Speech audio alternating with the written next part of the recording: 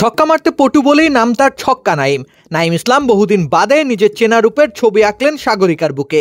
ব্যাটে বলে পারফর্ম করে তিনি চট্টগ্রাম কিংসকে এনে দিলেন দুর্দান্ত জয়। অভিজ্ঞতার ঝুলি খুলে বসেছিলেন তিনি দুর্বার রাজশাহীর বিপক্ষে। এদিন তরুণ পারভেজ হোসেন ইমনকে একাদশে রাখেনি চট্টগ্রামের টিম ম্যানেজমেন্ট। তার পরিবর্তে ওপেনিংয়ে হাজির হলেন নাইম ইসলাম। দীর্ঘদিন ধরে ক্রিকেট খেলা এই সেনানি বেশ ভালোভাবেই সামলে নিলেন সে দায়িত্ব। শুরুতে ইনফর্ম ব্যাটার উসমান খান ফিরে গেলেন প্যাভিলনে। এরপর আরেক বিদেশি পারফর্মার গ্রাহাম ক্লার্কের সাথে জুটি বাঁধেন নাইম। প্রাথমিক ধাক্কা সামাল দেওয়ার দায়িত্বটা পালন করেন বর্ষিয়ান এই ক্রিকেটার। 84 রানে সেই জুটিতেই বড় রানের ভিত গড়ে চট্টগ্রাম।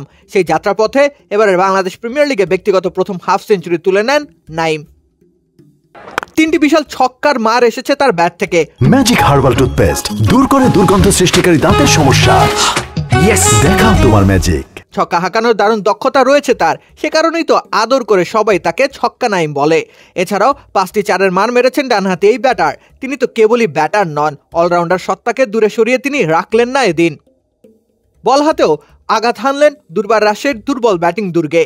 2টি উইকেট তুলে নিয়েছেন তিনি। মার্ক দেয়াল ও তাসকিন আহমেদের উইকেট গিয়েছে নাইমের পকেটে। নামের ভারে অন্তত বড়সড় ব্যাটারের উইকেট তিনি পাননি ঠিক, কিন্তু বোলিংটা করেছেন দুর্দান্ত।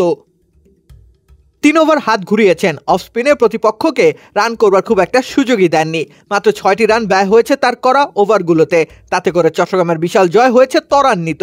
নাইমের অলরাউন্ডিং পারফরমেন্সের শেষ ভাগে দুর্দান্ত এক ক্যাচও সংযুক্ত হয়েছে। মোহর শেখের আকাশপানে খেলা শটের পরিসমাপ্তি ঘটে নাইমের হাতে। সব মিলিয়ে দলের দারুণ জয়ে 3 ইউনিটে অবদান রেখেছেন নাইম ইসলাম। বহুদিন বাদে পরিপূর্ণ ক্রিকেটার নাইমের একটা ঝলক দেখা গেল একাদশ বিপিএলে। রাকিব হোসেন রুম্মান, খেলা 71।